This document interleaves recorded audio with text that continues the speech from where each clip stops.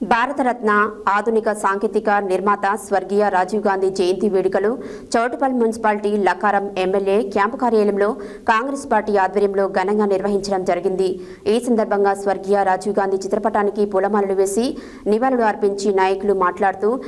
భారతదేశానికి రాజీవ్ గాంధీ సేవలను కొనియాడుతూ దేశానికి కంప్యూటర్ టెక్నాలజీ వ్యవస్థను అందించి సాంకేతిక విప్లవానికి నాంది పలికాడని, 18 సంవత్సరాలకే ఓటు హక్కు కల్పించడాన్ని, దేశ సమానత్వం కోసం ప్రాణత్యాగం చేశాడని తెలిపారు.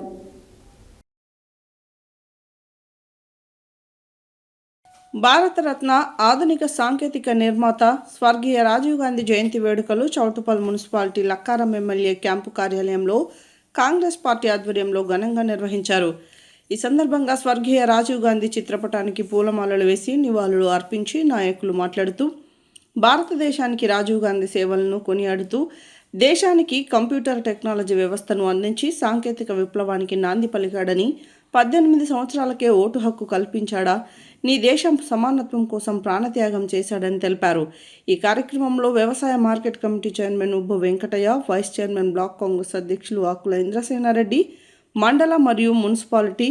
కాంగ్రెస్ పార్టీ అధ్యక్షులు బోయ దేవేందర్, కాసర్ల శ్రీనివాసరెడ్డి, సర్పంచ్ తిగుళ్ల చంద్రయ్య, కోఆప్షన్ మెంబర్లు బాబా షరీఫ్, పస్తం గంగారం, దేవాలయ chairman Bobbili Murali, market committee డైరెక్టర్లు ఢిల్లీ చంద్రకళ, పబ్బు శ్రీకాంత్, బోయ వెంకట్,